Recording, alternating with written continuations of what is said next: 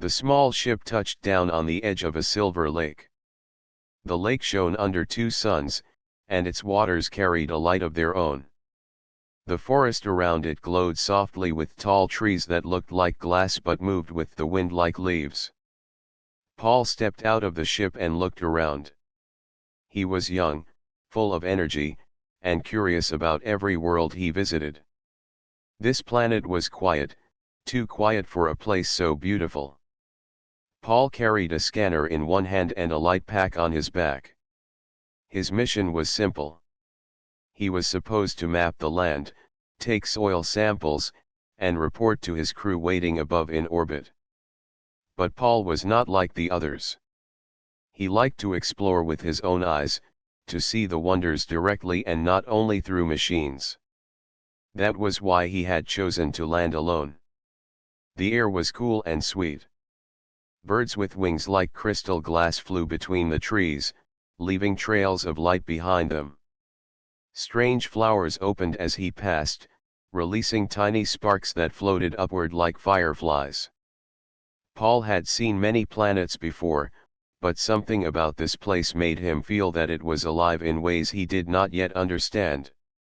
He walked near the lake and bent down to touch the water. The surface was smooth and shining. When his fingers touched it, the water sent a ripple of light across the lake. He smiled. Amazing, he whispered to himself. Then a voice spoke from behind him. Do not touch this world. Paul froze. The voice was clear, strong, and yet soft at the same time. He turned slowly. Standing between the glowing trees was a tall figure. She was unlike any being he had seen before. Her skin had a faint glow, like the lake itself. Her hair flowed down her back like strands of silver. Her eyes shone bright, brighter than stars, and for a moment Paul forgot to breathe. She looked human in form, yet everything about her carried a different beauty, something not of earth. Paul stood up quickly. I mean no harm, he said. His voice shook slightly, but he tried to sound calm. The woman stepped closer, her steps light as if she touched no ground. You should not be here, she said. Go back to your skyship and leave. My people do not welcome strangers. Paul raised his hand slowly, showing he held no weapon. I am only an explorer, he said. I came to see, not to hurt. Who are you? The woman's eyes narrowed. I am one who guards this place. My name does not matter to you. What matters is that you leave before you bring danger upon yourself and upon us. Paul's heart raced. He had met other aliens before, but none spoke with such power. He noticed her tone carried more than warning. There was sorrow in her words, as if she wished things were different. I do not want to cause trouble, Paul said. But your world is so beautiful. I only wanted to understand it. I promise I will not take anything. The woman shook her head. Beauty does not mean safety. Many have come here before, and many have brought ruin. We do not need more ruin. Paul stepped back, unsure of what to say. He could feel that she was serious, maybe even fearful. Still, his curiosity burned stronger than his fear. Why are you warning me? If your people do not want strangers, why not chase me away at once? Her glowing eyes met his. For a long moment she said nothing. Then her voice softened. Because you are not like the others I have seen. You look at this world with wonder, not with greed. That is why I speak instead of striking. But you must still go. The longer you stay, the greater the risk. Paul nodded slowly, though inside he felt a storm of questions. Who were her people? What danger did she fear? Why did she seem both cold and kind at the same time? Before he could ask more, the woman raised her hand. The air shimmered between them like a shield. She turned and began to walk back into the glowing forest. "Wait," Paul called out. "Will I see you again?" She paused for only a second, then spoke without looking back. "Do not seek me. Stay away." Her figure vanished into the light of the trees, leaving Paul alone by the silver lake. He stood in silence for a long time. The air was still sweet, the water still glowing, and the birds still shining above. Yet now the beauty carried a shadow. He felt both warned and invited. She had told him to stay away, but her eyes had said something else. Paul looked at the forest where she had gone. His heart told him this was not the last time they would meet. He did not know why, but he felt sure that their paths would cross again. He turned back to his small ship. His scanner beeped with soft signals, recording data, but none of it mattered compared to what had just happened. He had met a woman not of Earth, one who guarded her world with warning yet spoke to him with a strange kind of care. As the ship lifted slowly from the ground, Paul kept looking out the window at the glowing forest. His crew in orbit would expect a report, but he knew he could not tell them everything. Some things were too strange, too important, to share right away. Inside him grew a quiet decision. He would return. The warning was clear, but so was the pull in his heart. And so, though the alien woman had told him to stay away, Paul already knew this was only the beginning of their story.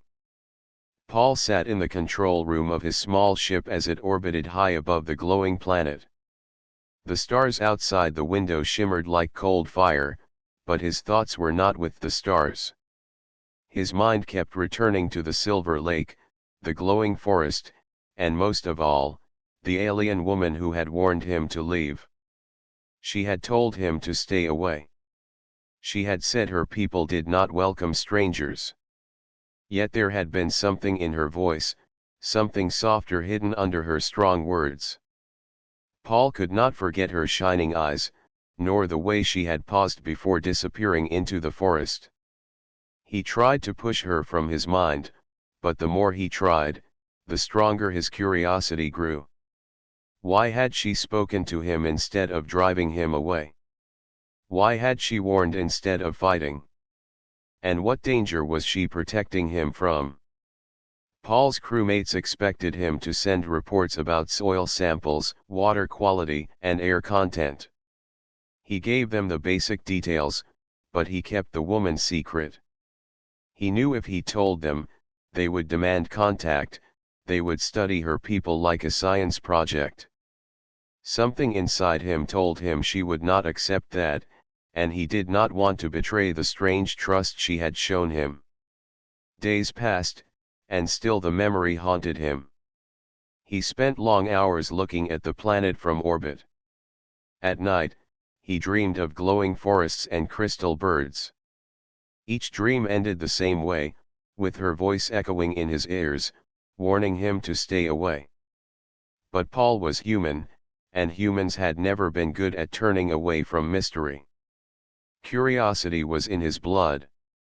It had driven his kind across oceans, across deserts, across stars. It was the same force that had brought him here, to this lonely corner of the galaxy. At last, he made his choice. He would return to the planet. He prepared his small landing craft again, careful to take only light equipment. He carried no weapons. If the woman appeared again, he wanted to show her he meant no harm. As he entered the atmosphere, he felt both excitement and fear. The glowing forest spread below him like rivers of light, and the silver lake reflected the suns as if it held another sky inside it. This time he landed deeper in the forest, away from the lake. The air was thick with the sound of strange birds singing in sharp, clear notes. The trees seemed to move slightly, bending toward him as if they knew he had returned. Paul walked slowly, taking in every detail, but his thoughts were fixed on one thing. Would she come to him again? He waited near a cluster of tall stones that hummed faintly, as if they held hidden energy. Hours passed. He saw no sign of her. Still, he felt watched. The hair on his neck stood up, and he knew he was not alone. At last, when the suns began to lower and the forest grew darker, he heard the faintest step behind him. He turned quickly. There she was. The alien woman stood in the shadows, her silver hair catching the last light of the suns. Her glowing eyes studied him with sharp focus. She did not speak at once. She only looked at him, as if weighing what kind of man he truly was. Paul's heart pounded, but he forced himself to stay calm. He lowered his scanner and said softly, "You told me to stay away." "I could not." Her face showed no surprise, yet she did not move closer. "Humans never listen," she said. "You always return, even when warned." Paul smiled faintly, though his hands trembled. "Maybe that is true. But I had to understand. Why did you warn me? What danger is here? Who are your people hiding from?" Her eyes narrowed. For a moment she seemed ready to vanish again, to leave him with no answers. Then she stepped forward into the fading light. "You ask many questions, human," she said. "Do you always seek what is forbidden?" Paul nodded. "Yes. That is how my kind learns. We explore, we ask, we try to understand. I do not want to harm you or your people. I only want to know." She tilted her head slightly, her silver hair moving with the wind. "You speak as if your kind has never harmed anyone. Yet I have seen the records. I have seen what humans bring to other worlds. You fight, you burn, you take." Paul lowered his gaze for a moment. "That is true," he admitted. "But we also build. We also protect. We fight for each other when we must. We rise again when we fall. Maybe we are both destroyers and survivors. But we are not only one thing." Her expression softened slightly, though her eyes still glowed with caution. "Strange words," she said quietly. "I have heard of your kind, but never stood so close to one before." "Now you have," Paul said gently. Silence stretched between them. The forest around them grew darker, the glowing plants casting faint light on their faces. Paul felt the moment heavy with meaning, as if every word would shape what came next. At last she spoke again. "You should not be here. The danger is not only me. If others of my kind find you, they will not speak as I do. They will see you as a threat. And if the hunters from beyond learn you were here, both you and my people will suffer." "Hunters?" Paul asked, his curiosity burning stronger. "Who are they?" Her lips pressed tight. "It is not for you to know." "Not yet."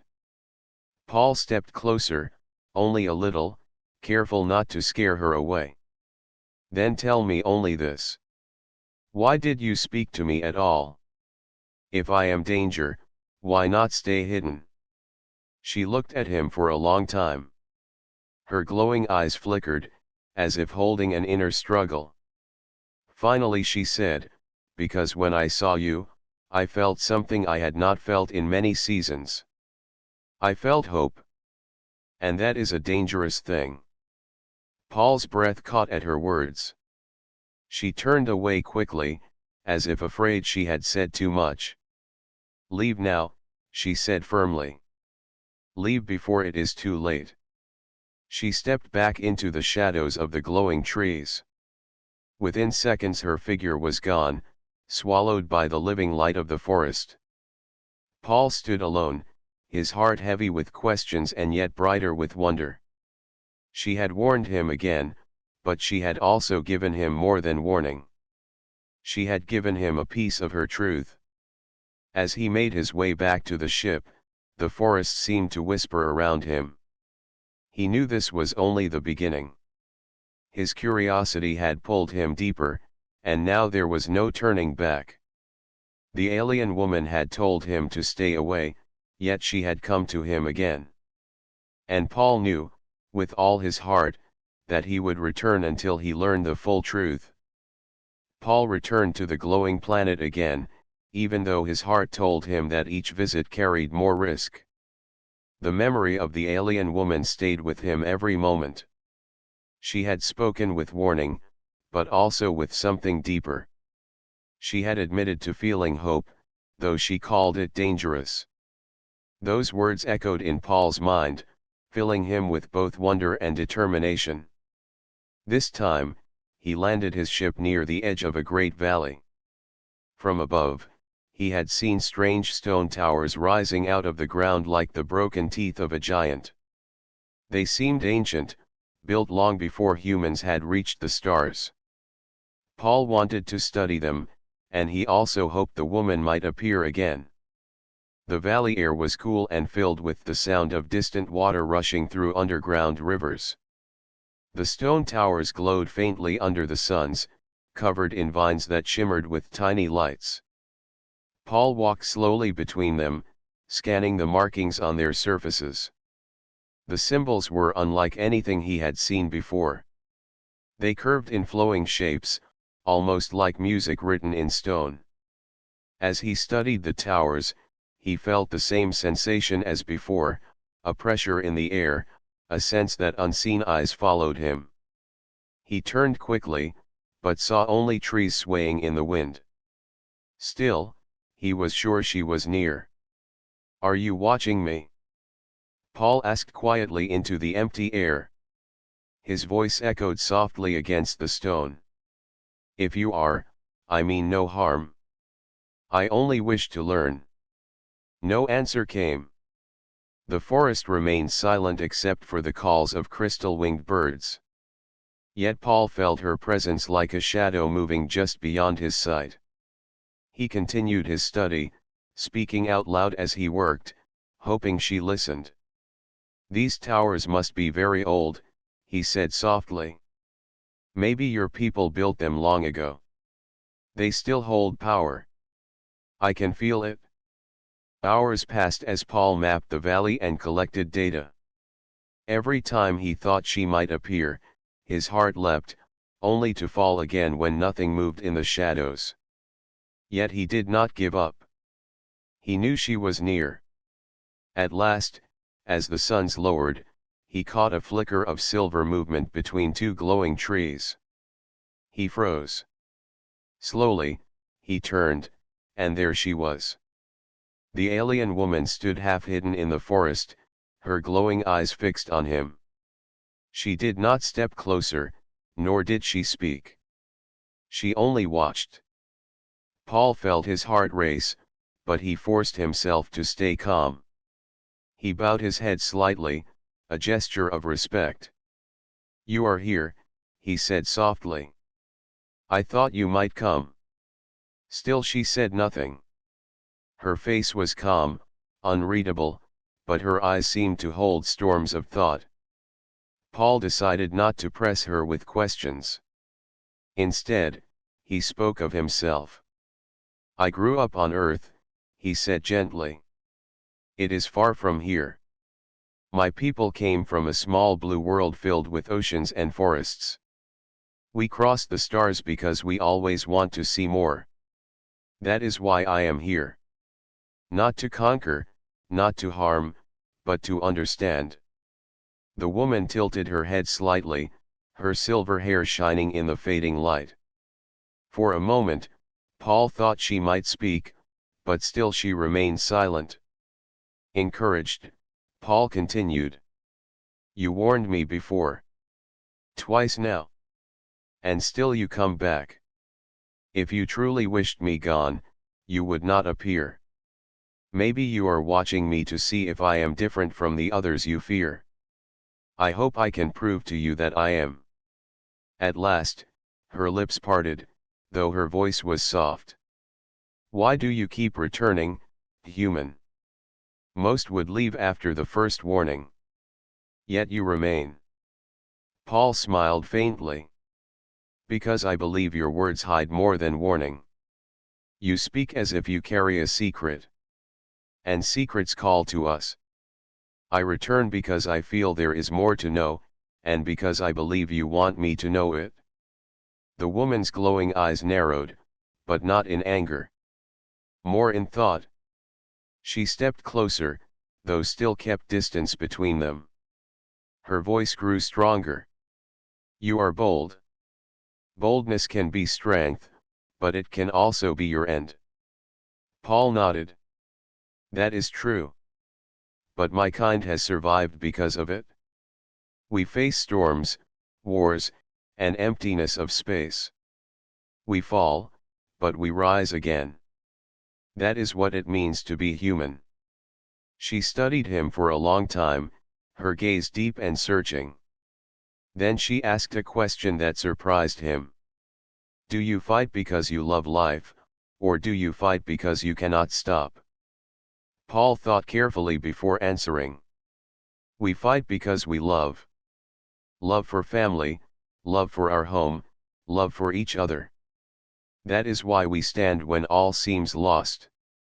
We do not fight only for power. We fight because we want to protect what we love. Her expression softened, just slightly. For the first time, he thought he saw a hint of sadness in her glowing eyes. Strange, she whispered. So strange.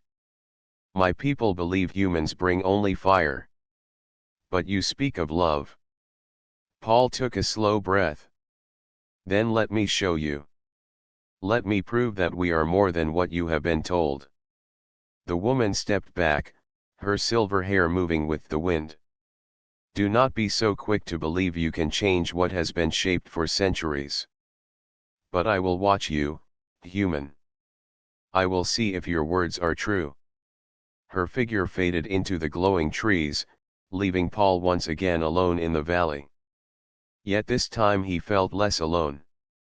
She had spoken more than before. She had asked questions. She had listened. Paul sat on one of the stone towers, watching the sun sink below the horizon. He knew she was still near, watching him silently. The thought did not trouble him. Instead, it filled him with a quiet strength. The alien woman was no longer just a guardian warning him away. She was a silent watcher, testing him, studying him, and perhaps waiting for him to prove himself. Paul smiled to himself. He did not fear her silence. He welcomed it.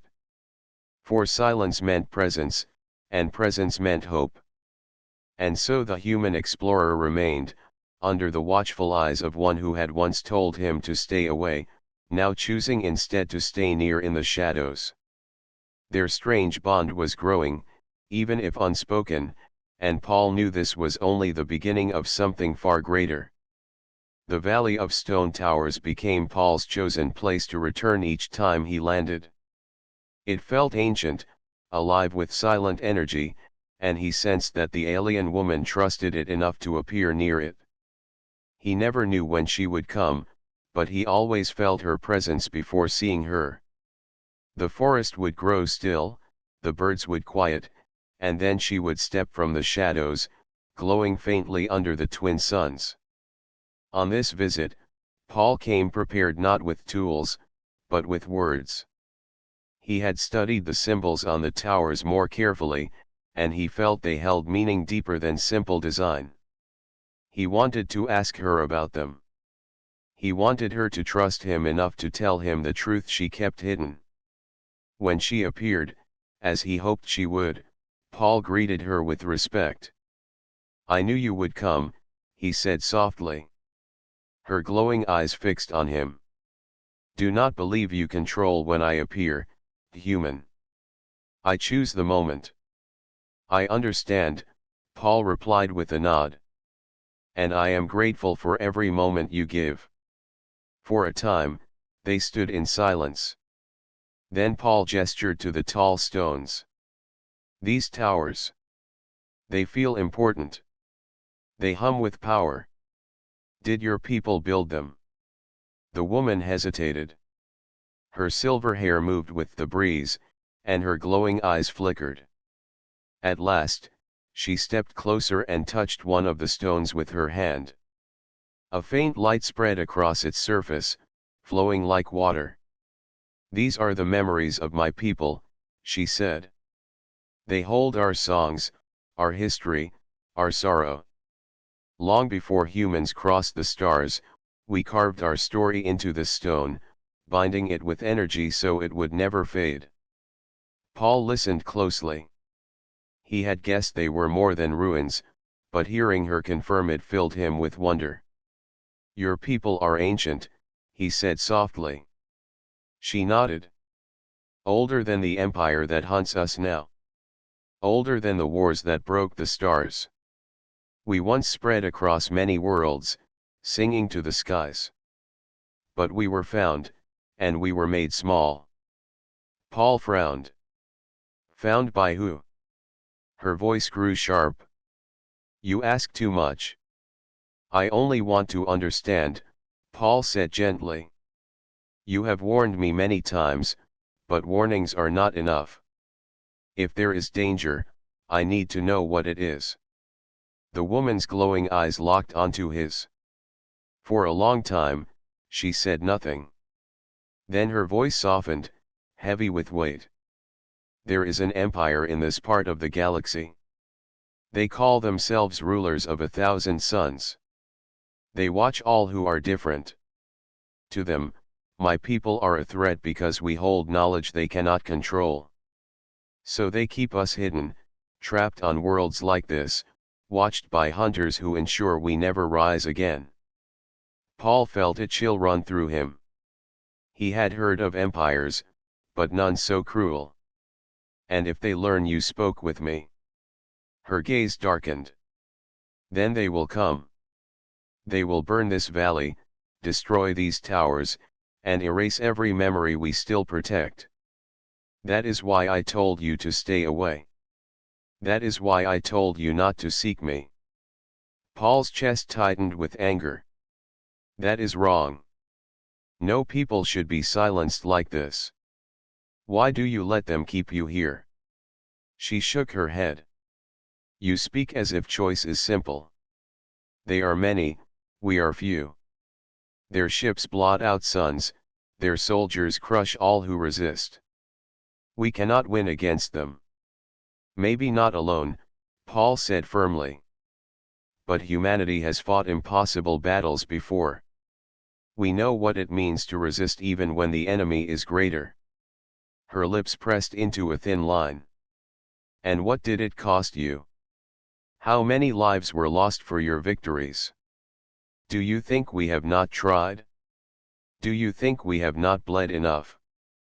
Paul fell silent, hearing the deep pain in her voice. He realized she was not only speaking of her people's history but of her own.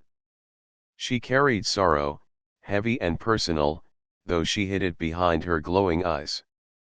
At last, Paul said quietly, "I do not know your pain. But I know this. If the empire is so powerful, they will not stop with your people. They will come for others too. They will come for us. And when that day comes, maybe humans and your kind can stand together." She studied him for a long moment. Then she asked in a low voice, "Why do you care, human? You could leave, return to your ship, and never think of us again. Why risk yourself for strangers?" Paul's answer came without hesitation. "Because it is who we are. We may fight among ourselves, but when we see injustice, we cannot turn away. You told me I brought danger by coming here. Maybe that is true. But I believe I also bring hope. And I think you believe that too, even if you will not admit it." Her eyes softened, though sadness still rested within them. She touched the stone again, and light rippled across its surface. "Hope is dangerous," she whispered. "Hope makes us dream of freedom, and dreams bring pain when they break." Paul stepped closer, his voice steady. "Or hope makes us strong enough to change the future." The silence between them grew heavy, but not cold. She looked at him, her glowing eyes filled with thought, as if fighting within herself. Finally, she lowered her hand from the stone. "My name is Aaron," she said softly. "If you are to speak of me, speak my name. But do not tell your people. Do not tell anyone. For now, it must remain between us." Paul's chest filled with warmth. She had given him her name. A piece of trust, small but powerful. He nodded deeply. "I promise, Aaron. Your name is safe with me." For the first time, he saw a faint smile touch her lips, though it vanished quickly. She turned toward the glowing forest. "You have what you wanted, human. The truth of why I warned you away. Now go, before the Watchers notice your presence." Paul knew he should listen, yet his heart longed to stay. Still, he respected her words. He turned back toward his ship, carrying the weight of what she had shared. As he walked away, he glanced back. Erin stood by the stone tower, her hand resting on its surface, her silver hair moving with the wind. She watched him go, not with anger, but with quiet acceptance. Paul knew this was not the end. She had given him her name, and with it, a bond had been formed. The hidden truth was no longer hidden. And now, more than ever, he was determined to return. Paul returned again and again to the glowing world. Each time, the forest seemed to welcome him a little more. The birds no longer scattered when he walked. The trees swayed as if bending toward him. The crystal flowers opened when he passed, scattering sparks of light in the air. He knew it was not the world itself that was changing, but his bond with Erin. She was no longer only the guardian who warned him away. She had given him her name, and with it, a thread of trust. At first, their meetings were cautious. Erin would stand at a distance, watching as she always had. But slowly, she began to walk beside him. She showed him the crystal caves hidden beneath the silver lakes. The caves stretched for miles, their walls glowing with blue and green light. The air inside sang softly, as if the stone itself carried music. "This is where my people come to remember," Erin told him, her voice echoing in the cavern. "The crystals hold memory and song. They keep the past alive when voices fall silent." Paul touched one of the walls. It vibrated gently under his hand, and he thought he heard faint voices whispering, like a chorus carried by time. He stood in awe. "It is beautiful," he said softly. Erin watched him closely. "Others who came here before tried to take the crystals. They saw them only as treasure. You see them as we do. That is why I show them to you." Paul felt warmth at her words. She was letting him deeper into her world, into her trust. On another visit, she led him to the high cliffs where the sky beasts flew. They were giant creatures with wings like sails of light. They moved in groups, circling high above, calling to each other in long, musical cries. "My people believe they are older than the stars," Erin said. "They are not ours to tame. They belong only to the sky. But we learn from them." Paul shielded his eyes from the suns as he watched them soar. "What do you learn?" he asked.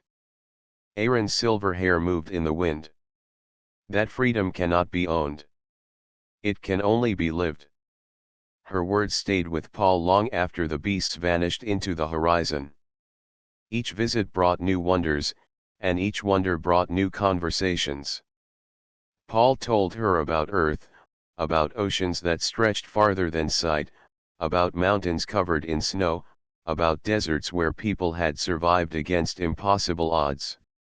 He told her about human struggles and human victories, about how his kind had fought wars, but also built peace, how they had fallen many times, but always rose again. Aaron listened with deep interest. "Your world is both harsh and kind," she said one evening as they sat near the silver lake. The water reflected the twin moons above, turning the surface into a mirror of light. "It has shaped your people into something restless, always moving, always searching." Paul nodded. "Yes. We search because we are never satisfied with what we have. Sometimes that is dangerous, but sometimes it saves us. It brought us here, to you." Aaron looked at him, her glowing eyes soft in the moonlight. "Do you think it is fate that you found this world?" Paul thought for a moment. "Maybe not fate. Maybe choice. I chose to land here. I chose to return, even after you warned me away. And you chose to meet me, even though it is dangerous for you. Choice brought us here together." For the first time, Aaron smiled fully, a true smile that lit her face brighter than the moonlight. "Then perhaps choice is stronger than fate." Their bond grew not only through words but through silence. They would walk together through the glowing forest without speaking, only listening to the sounds of the world around them. Paul found peace in those moments. It was as if their silence was another kind of language, one deeper than speech. But not all moments were peaceful. One day, as they sat near the humming stone towers, Aaron grew serious. "Paul," she said, her voice firm, "you must understand the risk. The Empire watches. Their hunters move across the stars, always searching for signs of us. If they see your ship landing here again and again, they will know. And when they know, they will come." Paul looked at her with steady eyes. "Then let them come. Humanity does not fear empires. We have faced greater odds before. We survived because we refused to bend." Aaron shook her head. "You speak with courage, but you do not know the power of those who hunt us. Their ships can destroy worlds. Their soldiers can erase cities in hours. If they come, not only my people will suffer. You will suffer too."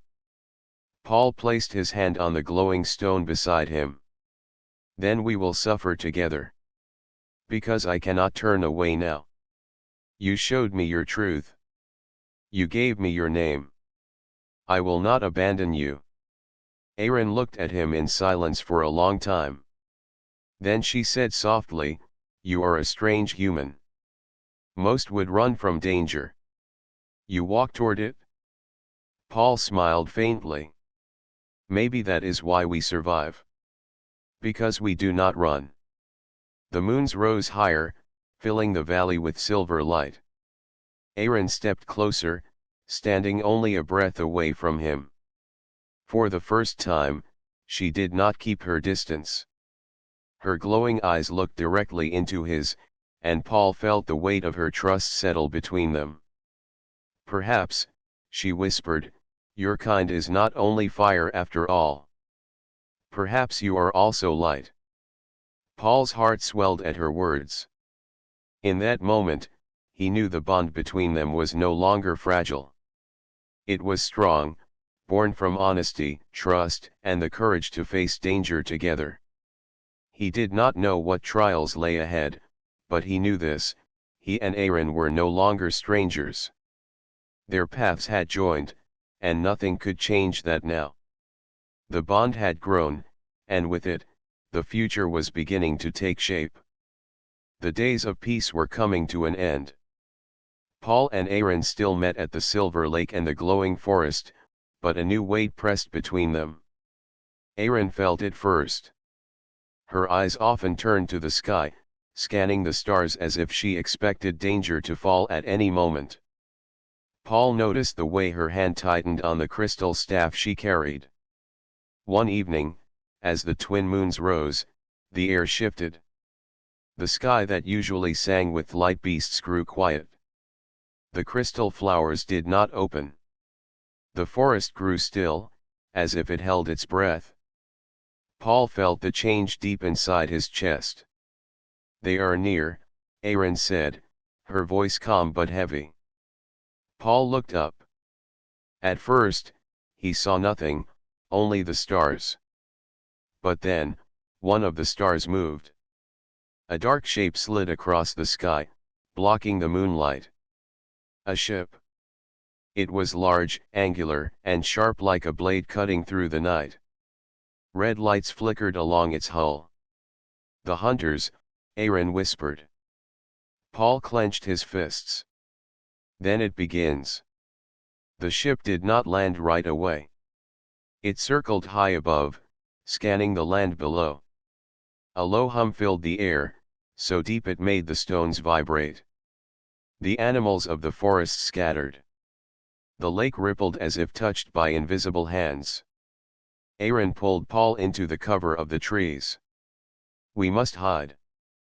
If they see you with me, they will know." Paul shook his head. "No. If they are here, hiding will not save us. I have faced enemies before, Aaron. We fight, or they take everything." Aaron's glowing eyes met his. She wanted to argue, but she saw the fire in him. "Then if you will stand, I will stand too. But you must understand. My people have hidden for centuries. We are not soldiers. We are keepers of memory and song." Then today, Paul said firmly, "You fight not as soldiers, but as protectors of your home. And I will fight beside you." The first strike came from the sky. A beam of red fire shot down from the ship, striking the far cliffs. Stones shattered and fell, smoke rising into the night. It was a warning, a show of power. The hunters wanted fear before battle. Paul stepped forward. "Fear is not what they will get." He ran back to his ship hidden at the edge of the valley. It was old and damaged from his crash, but he had repaired enough systems to make it useful. He powered up the engines. The ground shook as blue flame burst from the thrusters. Aaron joined him, her staff glowing with inner light.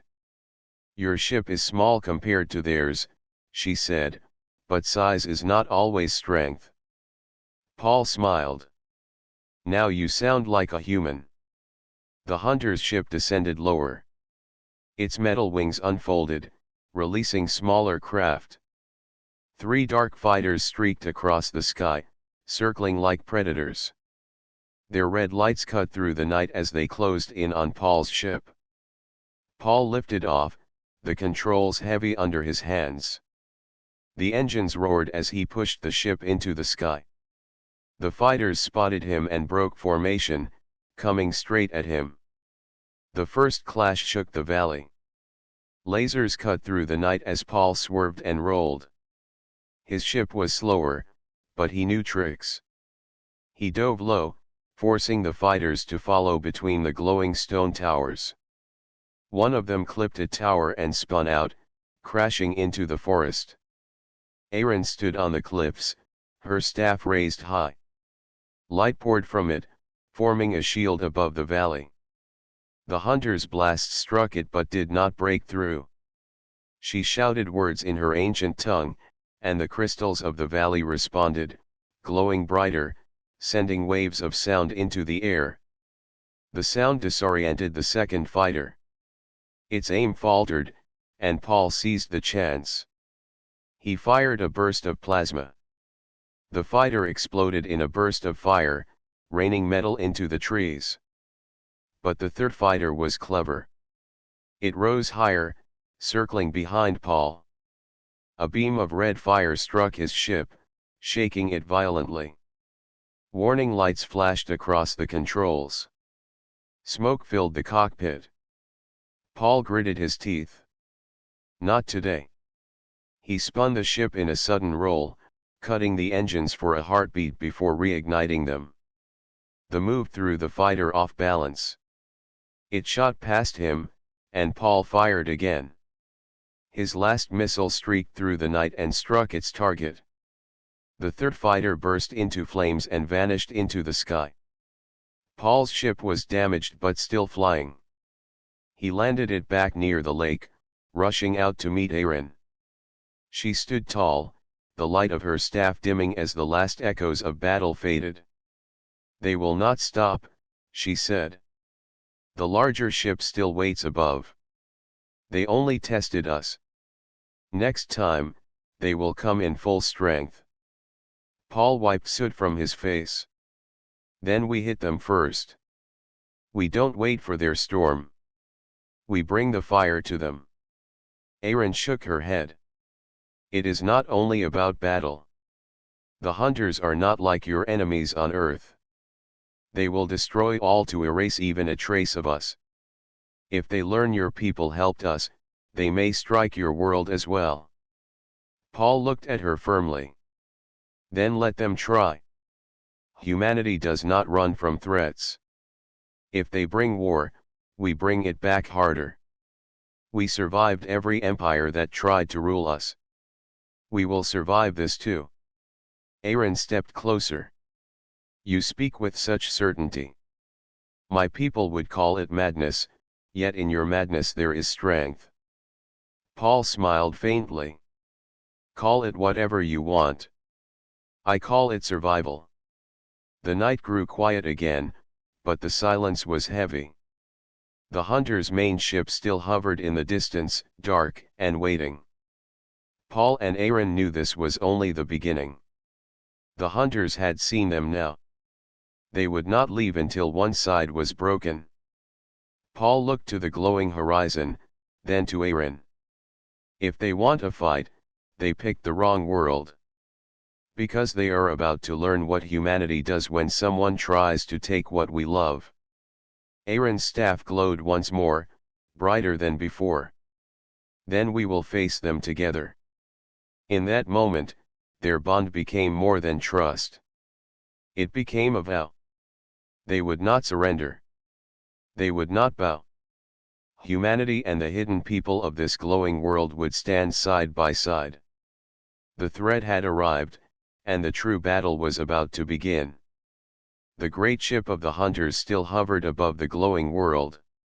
Its shadow stretched across valleys and lakes, covering the land in darkness. It was not only a machine of war. It was a warning to all who resisted the empire. For centuries, it had brought silence to worlds that tried to hide. Now it had come for Erin's people. Paul stood with Erin on the cliffs. The night air smelled of smoke and burning metal from the wrecked fighters. He looked at the ship and felt his heart steady. He had faced impossible odds before, but this time he was not alone. "They will send their full force," Erin said. Her voice was calm, but her eyes glowed brighter than ever. "Once they see our resistance, they will unleash their weapons. They will burn the valley until nothing remains." Paul nodded. "Then we make sure they do not get the chance." He turned to her. "You told me once that your people are not soldiers. But I think your world itself is a weapon. The crystals, the towers, the songs in the caves. All of it responds to you. If we use it together, we can turn this valley into a shield. Or even into a blade." Erin listened carefully. "The world sings to us, yes. It listens. But we never used it for war. Only for memory and peace." Paul placed a hand on her shoulder. "Then let this be the first and last time. Not for conquest. Not for hate. For survival." She looked into his eyes. At last, she nodded. They gathered at the crystal caves. The glowing walls pulsed as Aaron touched them with her staff. The cavern sang louder than before. Voices of her ancestors filled the air, rising in waves. Paul stood among the echoes, feeling their strength flow into him. Her people came too, stepping out of the forests and from the lakes. They had hidden for generations, but now they answered Aaron's call. Old and young, each carried a staff of crystal. Together they raised their voices, singing with the cave, filling the valley with light. Paul returned to his ship. He worked quickly, repairing what he could, connecting the ship's systems with the crystals Aaron gave him. When he was done, his ship glowed faintly with their energy. It was no longer only human metal. It carried the living power of the world itself. The sky thundered. The hunters were coming. Their ship opened its belly, and dozens of smaller craft poured out. Soldiers in black armor descended on beams of red light, landing across the valley. Their weapons burned the trees, their steps shook the ground. Paul launched his ship once more. The engines roared as he climbed toward the dark fleet. The smaller crafts came after him, but this time his weapons fired with crystal power. Blue light burst from his cannons, faster and brighter than before. Each shot tore through the hunters' machines, shattering them midair. On the ground, Aaron and her people raised their staffs. The crystals glowed in unison, sending waves of sound and light across the battlefield. The hunters staggered, their machines faltering as the living world pushed back. The valley itself fought. Towers of stone shook and sent beams of light upward. The lake shimmered, sending ripples that struck the soldiers, knocking them from their feet. The forest lit with crystal flowers, blinding the enemy with sudden bursts of brilliance. Paul broke through the first wave of ships and aimed straight for the great hunter vessel. Its hull was vast, like a mountain of metal, but he was not afraid. He spoke into his calm, his voice steady. This is humanity. You think you can silence worlds, but you will not silence this one. Not while I stand. The hunters answered with fire. Red beams shot across the sky, striking Paul's ship. Alarms blared, but the crystal energy held the shields stronger than before. He pushed forward, weaving between blasts, climbing higher. Aaron's voice carried across the comm. We are with you, Paul. The world sings with us. Strike now. Paul saw the weak point. Near the center of the great ship was a glowing core, pulsing red like a heart. He aimed every weapon he had. The crystals on his ship burned brighter, feeding his weapons with pure power. He fired. The blast was like a star being born. Blue and white light streaked across the sky and struck the heart of the hunter ship. For a moment, silence followed. Then the great vessel shuddered. Cracks of light spread across its hull. The hunters panicked. Their soldiers turned to flee, their machines spinning wildly. The core of the ship burned brighter, then collapsed inward. With a thunder that shook the heavens, the ship exploded in a storm of fire and light. The night sky lit as if dawn had come early. Pieces of metal fell, burning across the horizon. The red lights of the hunters vanished forever. On the ground, the people cheered. The valley sang louder, the crystals shining as if celebrating. Aaron lowered her staff, her face filled with wonder and relief. Paul landed his ship near the silver lake, smoke trailing from its wings. He stepped out, weary but standing tall. Aaron came to him, her eyes glowing softly. You did what even my people thought was impossible, she said. You faced them and did not bow. You turned choice into victory. Paul smiled faintly. I did not do it alone. Without you, without your people, without this world, I would have been nothing. We won because we stood together. Aaron looked at him for a long moment. Your kind may be fire, but tonight you were also light.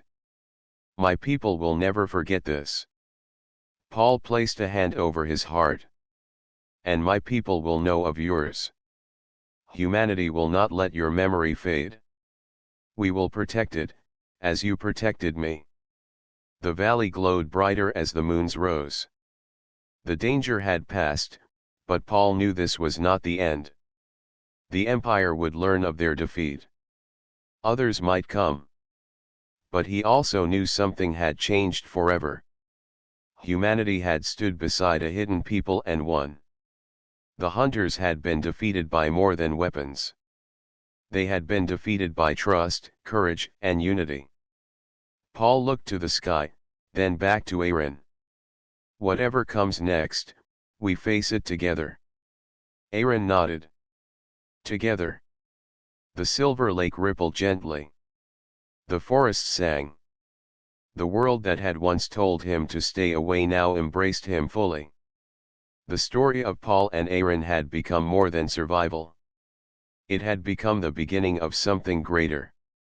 Humanity had shown its spirit once again. And the stars would remember.